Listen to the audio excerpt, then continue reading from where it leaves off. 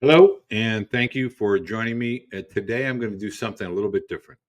I am not going to answer any questions, but rather, I am going to predict what I feel are some of the biggest changes that are ahead, specifically for college baseball from 2025 and beyond. It's very easy to interpret when rule changes and there are coaching changes that occur, and we all get to react. But I'm going to try to do something a little bit different. These are my own personal opinions. We can bookmark it and we can say, listen, Walter said this in 2024. Let's see what does and does not actually come to fruition. And I'm only giving you these thoughts based on my conversations and my relationships within folks in the NCAA and college and things of that nature within baseball. Before I start, I would encourage you again, I'm trying to grow this channel, the Coach Beede channel. I'm going to be talking about all levels of youth sports, primarily youth baseball, and we're going to introduce softball in the future. But hit the subscribe button. It would really absolutely help me with regard to the algorithm and channel growth. Go ahead and hit that notification button so that anytime I make a new video, you are notified. And it's okay to consider being a member, as I'm going to begin to put a lot of member content when I start to talk to all different facets of youth sports at the high school, travel, college level.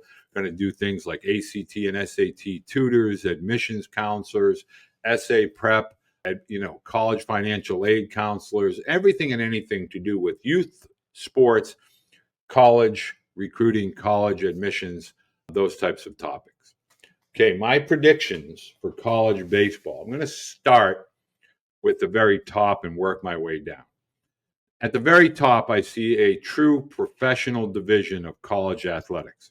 I do not know if they will have a direct affiliation with the NCAA. I do know, as it relates to Major League Baseball, this new professional division that we're calling the Power Five, but I think it's going to consist of anywhere from as many as 80 college programs. And I think we're going to see divisions break off based on geographical parts of the country as well as academic focus, meaning right now we have an Ivy League. But what would happen if we created a new, and I'm just going to call it a Power Five conference because that's our jargon today, that consisted of all academic schools: Stanford, Cal Berkeley, Vanderbilt, Northwestern, Tulane, possibly, UVA, Wake Forest, Notre Dame, maybe Miami. Those types of schools that are academic focused. What if they formed their own conference? That's one prediction that I have. I do have a feeling that we will break off into similar to Major League Baseball, where you have the AL Central, the AL West, the AL East. I think you're going to see college programs begin to break off into geographical parts of the country. It's going to help with travel, help all their sports with related travel related budgets.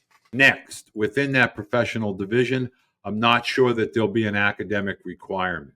Now, this is something that catches people off guard, but if you're getting paid to play football or pick your sport, whether it's tennis or golf, and you're getting paid a significant amount of revenue, you may choose to take classes and obtain a degree. You may be compensated, and that compensation may include the tuition necessary to obtain a degree. But they also may allow athletes to just simply utilize their facilities and amenities to prepare themselves as athletes. And so the word student may be a separate part. I do believe you're going to see compensation, particularly for state schools that are, you're going to be part of the state payroll. And so you'll be able to have access to facilities and amenities, but academic requirements may be a thing of the past at some of these schools. Now, for all of college athletics, I think each athletic department, this is my next prediction, is going to begin to take a deep look into all of the sports. What can they afford? What can they work with Title IX as far as player for player? Maybe some schools begin to consider leaving. We call them mid majors today. Maybe some schools begin to look into the Division III model, which is academic focus, and athletics are a part of the college experience, and they may consider to drop all their athletics, maybe leave one sport, particularly if your school is really good in hockey, i.e. Miami of Ohio, just comes to the top of my head. University of Minnesota Duluth, maybe that's a hockey Division I program, and all other sports are Division III. Baseball, you may see programs go baseball Division I and all other sports Division III. There's definitely going to be a change within the mid-majors with regard to the levels that they participate in as far as the NCAA, as well as some schools that are now possibly lower Division III, they may come up into the Division I level.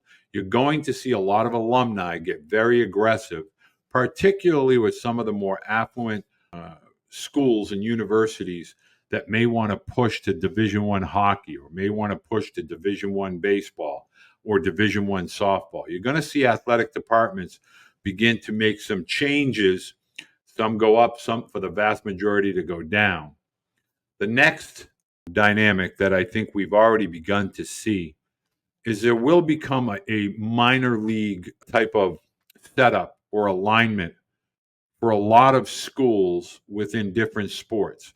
Meaning, it used to be just junior colleges would be that 2-year window, get your grades up, and then go on when you begin to qualify or you obtain your associate's degree or 2-year degree, and then go on to Division I sports. We may begin to see, as we already have with Division I baseball, student athletes enter the NCAA at Division III and then go play summer baseball and then kind of get a feel what coaches might see in their talent and evaluations, and then move up to Division I. So we're going to see the vast majority of college athletics, at least as it pertains to baseball, become a minor league or a lower level collection for athletes to get and build a resume, get playing time, and then as they grow up and get more physical, stronger mentally, and obviously with regard to their skill set development, begin to move up.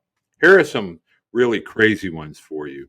Really think we're going to see a lot of agents and advisors begin to get involved aggressively with moving athletes from school to school. That's already kind of taken place in the weeds. I think we're going to see a lot of high school athletes at the higher levels of college get representation, make name, image, and likeness deals, promotional deals, get automobiles, food chain, fast food chain deals, things of that nature. But there's going to be substantial amount of money being paid to high-level recruits. And anytime we have high-level recruits, we start to get into these ranking systems. So my next big, bold prediction is we're going to have one standard, kind of like U.S. News and World Reports, as they kind of become the beacon when you're buying a new car or a new appliance. There's going to become an entity that coaches tend to look at to kind of the metrics, the analytics, the evaluation, so that the rankings kind of correlate with some substance. So it's just not a independent, pick it out of a hat, 4-star, 3-star, 5-star, ranking number one in the state. There's going to be some analytics involved with the rankings. And I believe you're going to see companies scurrying to kind of become that benchmark ranking subscription. And this is where the big prediction comes in. College athletics are the carrot, the platinum carrot that gets dangled in front of every parent of children that are very, very young. As silly as this sounds, 8-year-old perfect game and rankings and team rankings and player rankings, they're all meant to just drive subscriptions, because we as parents all want to read about our children. We want to know where our children rank in relation to our state, our region, and obviously within our country. And we have to be very aware of this as parents, and we kind of have to begin to pull back on that. We must understand that there is no set of directions. There are no scripts to follow. There are no previously walked paths that our children can follow. They are individuals. They are going to grow at their own pace, learn at their own pace, develop at their own pace.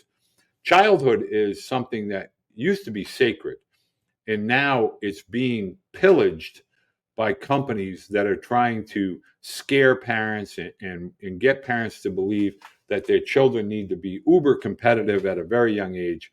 That is going to be attacked in this land of new big awareness of college athletics, television, name, image, and likeness, and all of the money that's going to be attributed to these college programs. Parents, your pockets, they need to be locked. They need to put in a vault, educate yourself, get better information, make better decisions. And here's the next big thing. My next big prediction is this. At the higher levels of college athletics, we are going to begin to see, we call them athletic directors, but we're going to have general managers, director of athletic operations, director of athletic operations. And within that director of athletic operations, we're going to have scouting staffs that are going to go out, and they're going to work on behalf of the coaches to identify potential recruits. They're going to identify them at other colleges. They're going to identify them in various summer leagues. They're going to identify them at various workouts, even at the high school level. I think the major change to travel sports is going to be, we're going to get away from these franchise sports. And if we're listening, and I've spoken about this a great deal, college coaches of all sports are telling us about older athletes. And so older athletes is going to correlate with reclassifying in high school. Parents are going to scurry for that. And then we're seeing this really large volume of these postgraduate academies that are scurrying to gain the attention of parents, to give athletes that extra year or two of physical maturation, skill set development, etc. Parents, that's a big buyer beware. I predict that over the next 2 years that we will see hundreds, if not thousands, of these new sport academies similar to IMG popping up all over the country. They're going to take over facilities that once were colleges and universities. When those start to go under, former high schools that have gone under, they're going to start to take their classrooms. The attention is going to be focused on the athletic and not enough on the academic. We have to be parents that really understand what is the vast majority of our student athletes, our sons and daughters. What does their future hold? Will they have a livelihood, a profession, a vocation within sports, or will it be something within the business world, the engineering world, medical, medicine, lawyer, attorneys, etc.? 95% of all college athletes, they have a job in something other than sport upon graduation. We can't lose sight of that. These are a few of the predictions that I have. I don't know if they're going to come true. I'm going to have many others as the weeks go on. I hope you like this type of content. Please leave your opinions, leave your thoughts, leave your criticism down below. Send me an email. Let me know what you think. Please spread the word. Help develop the channel. This is something that I'm taking a great deal of time and pride in, to build the community, to give an alternative voice to families across the country, across North America, not forgetting our Canadian friends. And I really want to be a part in helping you shape your student athlete's future.